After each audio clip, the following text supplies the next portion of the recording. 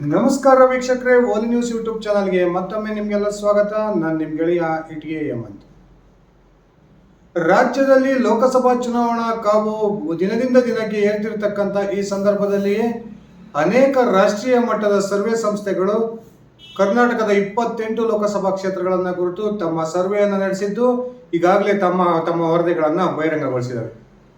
ಬಹುತೇಕ ರಾಷ್ಟ್ರೀಯ ಮಟ್ಟದ ಸರ್ವೆಗಳು ರಾಜ್ಯದಲ್ಲಿ ಬಿಜೆಪಿ JDS 20ಕ್ಕೂ ಹೆಚ್ಚು ಸ್ಥಾನಗಳನ್ನು ಗೆಲ್ಲುತ್ತೆ. ಆಡಳಿತಾರೂಢ ಕಾಂಗ್ರೆಸ್ ಕೇವಲ 4ರಿಂದ 5 ಸ್ಥಾನಗಳನ್ನಷ್ಟೇ ಗೆಲ್ಲೋದಕ್ಕೆ ಶಕ್ತವಾಗುತ್ತೆ ಅಂತಕ್ಕಂಥ ವರದಿಯನ್ನು ಕೊಟ್ಟಿರ್ತಕ್ಕಂಥ ಈ ಸಂದರ್ಭದಲ್ಲಿ ಕೇಂದ್ರದ ಗುಪ್ತಚರ ಇಲಾಖೆ ಮೊನ್ನೆ ತಾನೇ ನರೇಂದ್ರ ಮೋದಿ ಅವರಿಗೆ ಸಲ್ಲಿಸಿದ್ದಂತಹ ತಮ್ಮ ವರದಿಯ ಪ್ರಕಾರ ಕರ್ನಾಟಕದಲ್ಲಿ ಕಳೆದ ಬಾರಿ 25 ಲೋಕಸಭಾ ಕ್ಷೇತ್ರಗಳನ್ನು ಗೆದ್ದಿದ್ದಂತಹ ಬಿಜೆಪಿ ಈ ಬಾರಿ ಆ 25 ಕ್ಷೇತ್ರಗಳ ಪೈಕಿ ಸುಮಾರು 15 ಲೋಕಸಭಾ ಕ್ಷೇತ್ರಗಳನ್ನು ಕಳೆದುಕೊಳ್ಳುತ್ತೆ ಅಂತಕ್ಕಂಥ ಶಾಕಿಂಗ್ ವರದಿಯನ್ನ ನೀಡಿತ್ತು.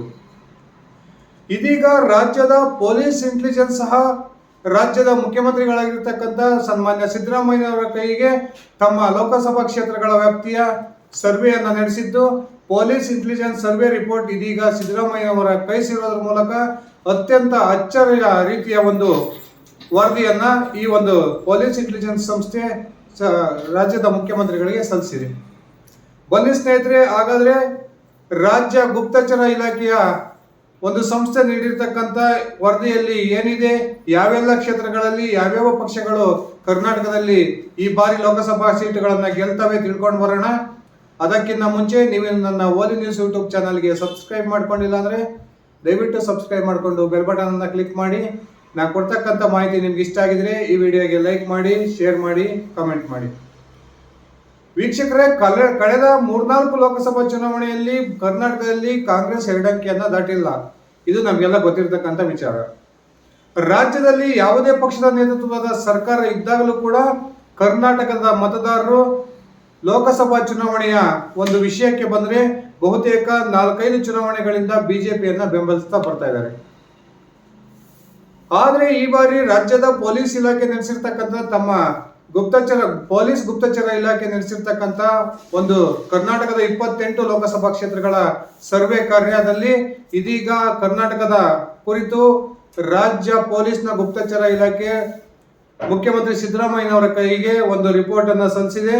ಈ ರಿಪೋರ್ಟ್ ನಲ್ಲಿ ಈ ಬಾರಿ ಕರ್ನಾಟಕದಲ್ಲಿ ಕಾಂಗ್ರೆಸ್ ಬಹುದೊಡ್ಡ ಸಂಖ್ಯೆಯ ಸೀಟ್ಗಳನ್ನ ಗೆಲ್ಲುತ್ತೆ. ಕಳೆದ ಬಾರಿಗೆ ಹೋಲಿಸಿಕೊಂಡ್ರೆ ಈ ಬಾರಿ 2024ರ ಲೋಕಸಭಾ ಚುನಾವಣೆಯಲ್ಲಿ ಕರ್ನಾಟಕದಲ್ಲಿ ಬಿಜೆಪಿ ಕಾಂಗ್ರೆಸ್ 2 ಅಂಕಿಗಳನ್ನು ದಾಟುತ್ತೆ ಅಂತಕ್ಕಂಥ ಸ್ಪಷ್ಟ ವರದಿಯನ್ನ ನೀಡಿದೆ. ಈ ಗ್ಯಾರಂಟಿ ಭಾಗ್ಯಗಳ ಒಂದು ಎಫೆಕ್ಟ್ ಈ ಬಾರಿ ಲೋಕಸಭಾ ಚುನಾವಣೆಯ ಮೇಲಾಗುತ್ತೆ. ಆ ಮೂಲಕ ಕರ್ನಾಟಕದ ಮತದಾರ ಈ ಬಾರಿ ಕಾಂಗ್ರೆಸ್ ಅನ್ನ ಕೈ ಹಿಡಿತಾನೆ ಅಂತಕ್ಕಂಥ ಒಂದು ಸ್ಪಷ್ಟ ವರದಿಯನ್ನ ನೀಡಿದೆ. ಈಗಾಗಲೇ ತನ್ನ 3ನೇ ಸರ್ವೆ ಇದು. ಪೊಲೀಸ್ ಇಂಟೆಲಿಜೆನ್ಸ್ ರಿಪೋರ್ಟ್ ಕೊಟ್ಟಿರ್ತಕ್ಕಂಥದ್ದು, ಪೊಲೀಸ್ ಇಂಟೆಲಿಜೆನ್ಸ್ ಕೊಟ್ಟಿರ್ತಕ್ಕಂಥದ್ದು 3ನೇ ಸರ್ವೆ. ಕಳೆದ 2 ಸರ್ವೆಗಳಲ್ಲಿ ಪೊಲೀಸ್ ಇಲಾಖೆ ನೀಡಿದಂತಹ ಒಂದು ವರದಿಯಲ್ಲಿ ಕರ್ನಾಟಕದಲ್ಲಿ ಈ ಬಾರಿಯೂ ಕೂಡ ಕಾಂಗ್ರೆಸ್ ಯಾವುದೇ ಕಾರಣಕ್ಕೂ 2 ಅಂಕಿಯ ಒಂದು ಸೀಟ್ಗಳನ್ನ ಗೆಲ್ಲೋದಿಲ್ಲ ಅಂತಕ್ಕಂಥ ಮಾತನ್ನ ಹೇಳಿತ್ತು. ಆದ್ರೆ ಇದೀಗ ಬಹುತೇಕ ಚುನಾವಣಾ ದಿನಾಂಕ ಘೋಷಣೆಯಾಗಿದೆ, ಅಭ್ಯರ್ಥಿಗಳು ಕೂಡ ಫೈನಲ್ ಆಗಿದ್ದಾರೆ. ಅದಾದ ನಂತರ ನಡೆಸಿರ್ತಕ್ಕಂಥ ಸರ್ವೆಯಲ್ಲಿ ಇದೀಗ ಪೊಲೀಸ್ ಇಲಾಖೆ ನೀಡಿರ್ತಕ್ಕಂಥ ಒಂದು ವರದಿಯ ಪ್ರಕಾರ ಕರ್ನಾಟಕದಲ್ಲಿ ಕಾಂಗ್ರೆಸ್ 11ರಿಂದ 13 ಲೋಕಸಭಾ ಸ್ಥಾನವನ್ನ ಗೆಲ್ಲುತ್ತೆ ಅಂತಕ್ಕಂಥ ವರದಿಯನ್ನ ನೀಡೋದ್ರ ಮೂಲಕ ಕೇಂದ್ರದ ಬಿಜೆಪಿಗೆ ಹಾಗೂ ರಾಜ್ಯ ಬಿಜೆಪಿಗೆ ಬಹುದೊಡ್ಡ ಶಾಕ್ ಅನ್ನ ನೀಡಿದೆ. ಲೋಕಸಭಾ ಚುನಾವಣೆಯ ಅಭ್ಯರ್ಥಿಗಳ ಘೋಷಣೆಯ ನಂತರ ಬಿಜೆಪಿಯಲ್ಲಿ ಉಂಟಾಗಿರ್ತಕ್ಕಂಥ ಬಹುದೊಡ್ಡ ಭಿನ್ನಮತ. ಅನೇಕ ಕಡೆಗಳಲ್ಲಿ ಬಿಜೆಪಿಯ ನಾಯಕರು ಈಗಾಗಲೇ ಪಕ್ಷೇತರ ಅಭ್ಯರ್ಥಿಯಾಗಿ ಸ್ಪರ್ಧೆ ಮಾಡ್ತೀವಿ ಅಂತಕ್ಕಂಥ ಘೋಷಣೆ ಮಾಡಿರ್ತಕ್ಕಂಥದ್ದು ಹಾಗೂ ಬಿಜೆಪಿಯ ಜೊತೆಗೆ ಇದ್ದೇ ಬಿಜೆಪಿಯ ಅಧಿಕೃತ ಅಭ್ಯರ್ಥಿಗೆ ಒಳ ಹೊಡೆತ ಕೊಡ್ತಾರೆ ಅಂತಕ್ಕಂಥ ಒಂದು ಮಾಹಿತಿಗಳು ಲಭ್ಯವಾಗ್ತಿರ್ತಕ್ಕಂಥ ಈ ಸಂದರ್ಭದಲ್ಲಿಯೇ ರಾಜ್ಯದ ಪೊಲೀಸ್ ಇಲಾಖೆ ಸಿದ್ದರಾಮಯ್ಯನವರಿಗೆ ಕೊಟ್ಟಿರ್ತಕ್ಕಂಥ ವರದಿಯಲ್ಲಿ ಕರ್ನಾಟಕದ 28 ಲೋಕಸಭಾ ಕ್ಷೇತ್ರಗಳ ಪೈಕಿ ಕಾಂಗ್ರೆಸ್ 11ರಿಂದ 13 ಲೋಕಸಭಾ ಕ್ಷೇತ್ರಗಳನ್ನ ಗೆಲ್ಲುತ್ತೆ. JDS 1ರಿಂದ 2 ಲೋಕಸಭಾ ಕ್ಷೇತ್ರವನ್ನ ಗೆಲ್ಲಬಹುದು. ಇನ್ನುಳಿದಂತಹ ಲೋಕಸಭಾ ಕ್ಷೇತ್ರಗಳಲ್ಲಿ ಬಿಜೆಪಿ ಗೆಲುವನ್ನ ಕಾಣುತ್ತೆ ಅಂತಕ್ಕಂಥ ವರದಿಯನ್ನ ನೀಡಿದೆ. ಈ ಒಂದು ಪೊಲೀಸ್ ಇಲಾಖೆ ನೀಡಿರ್ತಕ್ಕಂಥ ವರದಿಯಲ್ಲಿ ಯಾವೆಲ್ಲ ಕ್ಷೇತ್ರಗಳು ಈ ಬಾರಿ ಬಿಜೆಪಿಯ ಕೈ ತಪ್ಪುತ್ತೆ, ಆ ಯಾವೆಲ್ಲ ಕ್ಷೇತ್ರಗಳಲ್ಲಿ ಕಾಂಗ್ರೆಸ್ ಈ ಬಾರಿ ಗೆಲುವನ್ನ ಕಾಣುತ್ತೆ ಅಂತಕ್ಕಂಥದ್ದೊಂದು ಸ್ಪಷ್ಟವಾದ ವರದಿಯನ್ನು ಕೂಡ ನೀಡಿದಾವೆ. ನಾನು ಪ್ರತಿಯೊಂದು ಕ್ಷೇತ್ರವಾರು ಯಾವ ಒಂದು ಕ್ಷೇತ್ರಗಳಲ್ಲಿ ಬಿಜೆಪಿ ಈ ಬಾರಿ ಸೋಲುತ್ತೆ ಅಂತಕ್ಕಂಥದ್ದನ್ನು ನಿಮ್ಮ ಮುಂದೆ ಹೇಳ್ತೀನಿ ಸ್ನೇಹಿತರೆ. ಮೊದಲನೇದಾಗಿ ಕೇಂದ್ರ ಸಚಿವ ಭಗವಂತ್ ಖೂಬಾ ಪ್ರತಿನಿಧಿಸ್ತಾ ಇರತಕ್ಕಂಥ ಬೀದರ್ ಲೋಕಸಭಾ ಕ್ಷೇತ್ರದಲ್ಲಿ ನಮಗೆಲ್ಲ ಗೊತ್ತಿರತಕ್ಕಂಥ ಹಾಗೆ ಭಗವಂತ್ ಖೂಬಾ ಅವರ ಸ್ಪರ್ಧೆಗೆ ಬಿಜೆಪಿಯ ಅನೇಕ ಜನಪ್ರತಿನಿಧಿಗಳು ಹಾಗೂ ಬಿಜೆಪಿಯ ಬೀದರ್ ಲೋಕಸಭಾ ಕ್ಷೇತ್ರ ವ್ಯಾಪ್ತಿಯ ಬಿಜೆಪಿ ಪದಾಧಿಕಾರಿಗಳು ತೀವ್ರ ವಿರೋಧವನ್ನು ವ್ಯಕ್ತಪಡಿಸಿದರು. ಆದರೂ ಕೂಡ ಬಿಜೆಪಿ ಮತ್ತೊಮ್ಮೆ ಭಗವಂತ್ ಖೂಬಾ ಅವರಿಗೆ ಬೀದರ್ ಲೋಕಸಭಾ ಕ್ಷೇತ್ರದಲ್ಲಿ ಮಣೆ ಹಾಕಿದೆ. ಆದರೆ ಈ ಪೊಲೀಸ್ ಇಲಾಖೆಯ ವರದಿಯ ಪ್ರಕಾರ ಬೀದರ್ ಈ ಬಾರಿ ಈಶ್ವರ್ ಖಂಡ್ರೆ ಅವರ ಪುತ್ರ ಸಾಗರ್ ಖಂಡ್ರೆ ಅವರು ಗೆಲುವನ್ನ ಕಾಣತಕ್ಕಂಥ ಸಾಧ್ಯತೆಗಳು ಹೆಚ್ಚಾಗಿದ್ದಾವೆ ಅಂತಕ್ಕಂಥ ವರದಿಯನ್ನು ನೀಡಿದೆ.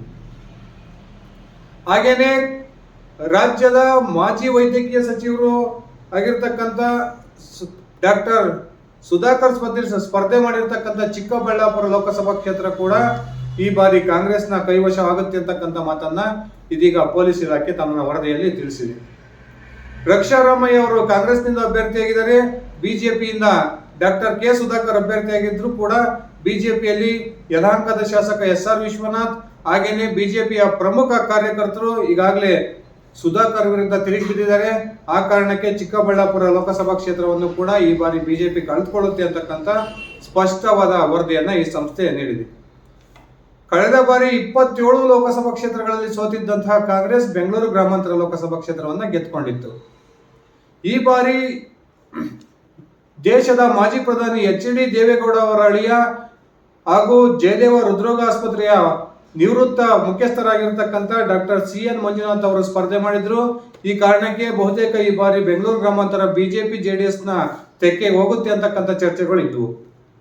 ಆದರೆ ಇದೀಗ ಪೊಲೀಸ್ ಇಲಾಖೆ ನೀಡಿರ್ತಕ್ಕಂಥ ವರದಿಯಲ್ಲಿ ಬೆಂಗಳೂರು ಗ್ರಾಮಾಂತರವು ಕೂಡ ಮತ್ತೊಮ್ಮೆ ಕಾಂಗ್ರೆಸ್ ಅನ್ನ ಗೆಲ್ಲುತ್ತೆ. ಆ ಮೂಲಕ DK ಸುರೇಶ್ ಸತತ 4ನೇ ಬಾರಿಗೆ ಬೆಂಗಳೂರು ಲೋಕಸಭಾ ಕ್ಷೇತ್ರದಲ್ಲಿ ಗ್ರಾಮಾಂತರ ಲೋಕಸಭಾ ಕ್ಷೇತ್ರದಲ್ಲಿ ಗೆಲುವನ್ನ ಕಾಣ್ತಾರೆ ಅಂತಕ್ಕಂಥ ವರದಿಯನ್ನ ಈ ಸಂಸ್ಥೆ ನೀಡಿದೆ. ಹಾಗೇನೆ ತೀವ್ರ ಗೊಂದಲದಲ್ಲಿದ್ದಂತಹ ಕೋಲಾರ ಲೋಕಸಭಾ ಕ್ಷೇತ್ರದಲ್ಲಿ ಈ ಬಾರಿ ಎಷ್ಟೇ ಕಾಂಗ್ರೆಸ್ನಲ್ಲಿ ಗೊಂದಲಗಳಿದ್ರೂ ಕೂಡ ಈ ಬಾರಿ ಅಲ್ಲಿ JDS ಸೋಲುತ್ತೆ. ಕಾಂಗ್ರೆಸ್ ಈ ಬಾರಿ ಕೋಲಾರ ಲೋಕಸಭಾ ಕ್ಷೇತ್ರವನ್ನು ತನ್ನ ಕೈವಶ ಮಾಡಿಕೊಳ್ಳುತ್ತೆ ಅಂತಕ್ಕಂಥ ವರದಿಯನ್ನ ನೀಡಿದೆ. ಆದರೆ ಇದೊಂದು ಆಶ್ಚರ್ಯಕರ ರಿಪೋರ್ಟ್ ಅಂತ ಹೇಳ್ಬೋದು ಕೋಲಾರ ವಿಚಾರಕ್ಕೆ ಸಂಬಂಧಪಟ್ಟಂತೆ. ಯಾಕಂದ್ರೆ ಈಗಾಗಲೇ ಕೋಲಾರದಲ್ಲಿ ಕಾಂಗ್ರೆಸ್ನಲ್ಲಿ ಅನೇಕ ಬಣಗಳು ಒಂದು ಉಟ್ಕೊಂಡಿದ್ದಾವೆ. ಒಂದು ಬಣ ಇನ್ನೊಂದು ಬಣಗಳ ಕಾಲಿಳೆಯುವ ಪ್ರಯತ್ನಕ್ಕೆ ಕೈ ಹಾಕಿದೆ. ಈ ಕಾರಣಕ್ಕೆ ಬಹುತೇಕ ಎಲ್ಲಾ ರಾಷ್ಟ್ರೀಯ ಸರ್ವೆ ಸಂಸ್ಥೆಗಳು ಕೋಲಾರ ಮತ್ತೊಮ್ಮೆ ಮೈತ್ರಿ ಪಕ್ಷಗಳ ಪಾಲಾಗುತ್ತೆ ಅಂತಕ್ಕಂಥ ವರದಿಯನ್ನ ನೀಡಿದ್ರು ಸಹ ರಾಜ್ಯ ಪೊಲೀಸ್ ಇಲಾಖೆ ಕೋಲಾರ ಕಾಂಗ್ರೆಸ್ನ ಪಾಲಾಗುತ್ತೆ ಅಂತಕ್ಕಂಥ ಅಚ್ಚರಿಯ ವರದಿಯನ್ನ ನೀಡಿದೆ. ಹಾಗೇನೆ ಶ್ರೀನಿವಾಸ್ ಪ್ರಸಾದ್ ಅವರ ರಾಜಕೀಯ ನಿವೃತ್ತಿಯಿಂದ ತೆರವಾಗಿರ್ತಕ್ಕಂಥ ಚಾಮರಾಜನಗರ ಲೋಕಸಭಾ ಕ್ಷೇತ್ರಕ್ಕೆ ಸಚಿವ HC ಮಾದೇವಪ್ಪನವರ ಪುತ್ರ ಸುನಿಲ್ ಬೋಸ್ಗೆ ಕಾಂಗ್ರೆಸ್ ಟಿಕೆಟ್ ಅನ್ನು ನೀಡಿದೆ. ಬಿಜೆಪಿ ಬಾಲರಾಜ್ ಅಂತಕ್ಕಂಥ ಒಬ್ಬ ಮಾಜಿ ಶಾಸಕರಿಗೆ ಟಿಕೆಟ್ ಕೊಟ್ಟಿರ್ತಕ್ಕಂಥ ಸಂದರ್ಭದಲ್ಲಿ ಬಹುತೇಕ ಈ ಒಂದು ಚಾಮರಾಜನಗರ ಲೋಕಸಭಾ ಕ್ಷೇತ್ರದಲ್ಲಿ ಕಾಂಗ್ರೆಸ್ ಗೆಲುವಿನ ಸಾಧ್ಯತೆಗಳು ಹೆಚ್ಚಾಗಿದ್ದಾವೆ ಅಂತಕ್ಕಂಥ ವರದಿಯನ್ನ ಈ ಸಂಸ್ಥೆ ಬಹಿರಂಗಗೊಳಿಸಿದೆ. ಹಾಗೇನೆ ಕೆಪಿಸಿಸಿಯ ಕಾರ್ಯಾಧ್ಯಕ್ಷರಾಗಿರ್ತಕ್ಕಂಥ ಚಿಕ್ಕಮಗಳೂರು ಮೂಲದ BN ಚಂದ್ರಪ್ಪನವರು ಸ್ಪರ್ಧೆ ಮಾಡಿರ್ತಕ್ಕಂಥ ಚಿತ್ರದುರ್ಗ ಲೋಕಸಭಾ ಕ್ಷೇತ್ರದಲ್ಲಿಯೂ ಕೂಡ ಈಗಾಗಲೇ ಬಿಜೆಪಿಯಲ್ಲಿ ಸಾಕಷ್ಟು ಗೊಂದಲಗಳಿದ್ದಾವೆ. ಕರ್ನಾಟಕ ರಾಜ್ಯದ ಮಾಜಿ ಉಪಮುಖ್ಯಮಂತ್ರಿಗಳಾಗಿರ್ತಕ್ಕಂಥ ಗೋವಿಂದ ಕಾರಜೋಳ ಅವರು ಬಿಜೆಪಿ ಅಭ್ಯರ್ಥಿಯಾಗಿದ್ದಾರೆ. ಅವರ ಎದುರಾಳಿಯಾಗಿ ಮಾಜಿ ಸಂಸದ ಕೆಪಿಸಿಸಿಯ ಕಾರ್ಯಾಧ್ಯಕ್ಷರಾಗಿರ್ತಕ್ಕಂಥ BN ಚಂದ್ರಪ್ಪನವರು ಸ್ಪರ್ಧೆ ಮಾಡಿರೋದ್ರಿಂದ ಈ ಬಾರಿ ಚಂದ್ರಪ್ಪನವರ ಗೆಲುವಿಗೆ ಉತ್ತಮವಾದ ವಾತಾವರಣ ಚಿತ್ರದುರ್ಗದಲ್ಲಿ ಕಂಡು ಬರ್ತಾ ಇದೆ ಅಂತಕ್ಕಂಥ ವರದಿಯನ್ನ ಈ ಸಂಸ್ಥೆ ಬಹಿರಂಗಗೊಳಿಸಿದೆ. ಹಾಗೇನೆ ತುಮಕೂರು ಲೋಕಸಭಾ ವಿಷಯಕ್ಕೆ ಸಂಬಂಧಪಟ್ಟಂತೆ ಮಾಜಿ ಸಂಸದ ಮುದ್ದಹನುಮೇಗೌಡ ಕಾಂಗ್ರೆಸ್ನಿಂದ ಸ್ಪರ್ಧೆ ಮಾಡಿದರೆ ಮತ್ತೊಬ್ಬ ಕರ್ನಾಟಕ ರಾಜ್ಯದ ಮಾಜಿ ಸಚಿವ ವಿ ಸೋಮಣ್ಣ ಅವರು ಬಿಜೆಪಿಯಿಂದ ಸ್ಪರ್ಧೆ ಮಾಡಿದ್ದಾರೆ. ಈಗಾಗಲೇ ತುಮಕೂರು ಲೋಕಸಭಾ ಕ್ಷೇತ್ರ ವ್ಯಾಪ್ತಿಯಲ್ಲಿ ಬಿಜೆಪಿಯಲ್ಲಿ ಸಾಕಷ್ಟು ಗೊಂದಲಗಳಿದ್ದಾವೆ. ಮಾಜಿ ಸಚಿವ ಚಿಕ್ಕನಾಯಕನಹಳ್ಳಿಯ ಮಾಜಿ ಶಾಸಕರಾಗಿರ್ತಕ್ಕಂಥ JC ಮಾಧುಸ್ವಾಮಿ ಅವರು ಈಗ ಬಹಿರಂಗವಾಗಿ ನಾನು ಯಾವುದೇ ಕಾರಣಕ್ಕೂ ಬಿಜೆಪಿ ಅಭ್ಯರ್ಥಿಯಾಗಿರ್ತಕ್ಕಂಥ ಸೋಮಣ್ಣನವರ ಪರವಾಗಿ ಕೆಲಸ ಮಾಡೋದಿಲ್ಲ ಅಂತಕ್ಕಂಥ ಹೇಳಿಕೆಯನ್ನ ಕೊಟ್ಟಿದ್ದಾರೆ. ಅವರ ಒಂದು ಭಿನ್ನಮತವನ್ನ ಶಮನ ಮಾಡೋ ಪ್ರಯತ್ನಕ್ಕೆ ರಾಜ್ಯ ಬಿಜೆಪಿ ನಾಯಕರು ಕೈ ಹಾಕಿದ್ರು. ಆದರೂ ಕೂಡ ಇನ್ನೂ JC ಮಾಧುಸ್ವಾಮಿ ಅವರು ಸಮಾಧಾನಗೊಂಡಿಲ್ಲ. ಈ ಕಾರಣಕ್ಕೆ ತುಮಕೂರಲ್ಲೂ ಕೂಡ ಕಾಂಗ್ರೆಸ್ಗೆ ಗೆಲುವಿನ ವಾತಾವರಣ ಇದೆ ಅಂತಕ್ಕಂಥ ವರದಿಯನ್ನ ಪೊಲೀಸ್ ಇಲಾಖೆ ಸಲ್ಲಿಸಿದೆ. ರಾಜ ಅಮರೇಶ್ವರ್ ನಾಯಕ್ ಮತ್ತೊಮ್ಮೆ ಬಿಜೆಪಿಯ ಟಿಕೆಟ್ ಅನ್ನು ಪಡೆದಿರತಕ್ಕಂಥ ರಾಯಚೂರು ಲೋಕಸಭಾ ಕ್ಷೇತ್ರದಲ್ಲಿ ಕೂಡ ಈ ಬಾರಿ ಕಾಂಗ್ರೆಸ್ ನಿವೃತ್ತ AAS ಅಧಿಕಾರಿಯಾಗಿರ್ತಕ್ಕಂಥ ಕುಮಾರ್ ನಾಯ್ಕರ್ ಅವರನ್ನ ಕಣಕ್ಕಿಳಿಸಿದೆ. ಕಾಂಗ್ರೆಸ್ಗೆ ಈ ಬಾರಿ ರಾಯಚೂರಿನಲ್ಲಿ ಗೆಲ್ತಕ್ಕಂಥ ಉತ್ತಮ ವಾತಾವರಣವಿದೆ. ಈ ಬಾರಿ ಕಾಂಗ್ರೆಸ್ ರಾಯಚೂರಿನಲ್ಲಿ ಮೇಲುಗೈಯನ್ನ ಸಾಧಿಸುತ್ತೆ ಅಂತಕ್ಕಂಥ ವರದಿಯನ್ನ ಈ ಸಂಸ್ಥೆ ನೀಡಿದೆ. ಬಿಜೆಪಿಯಲ್ಲಿ ಈಗಾಗಲೇ ಮತ್ತೊಬ್ಬ ಟಿಕೆಟ್ ಆಕಾಂಕ್ಷಿಯಾಗಿದ್ದಂತಹ ಮಾಜಿ ಸಂಸದ ಬಿ.ವಿ. ನಾಯಕ್ ತೀವ್ರ ವಿರೋಧವನ್ನು ವ್ಯಕ್ತಪಡಿಸಿ ಭಿನ್ನಮತವನ್ನು ಮಾಡ್ತಾ ಇರತಕ್ಕಂಥದ್ದು ನಮಗೆಲ್ಲ ಗೊತ್ತಿರೋ ಕಾರಣಕ್ಕೆ ರಾಯಚೂರಿನಲ್ಲಿರ್ತಕ್ಕಂಥ ಬಿಜೆಪಿ ಒಳಜಗಳದಿಂದ ಕಾಂಗ್ರೆಸ್ಗೆ ಲಾಭ ಆಗುತ್ತೆ ಅಂತಕ್ಕಂಥ ವರದಿಯನ್ನ ನೀಡಿದೆ.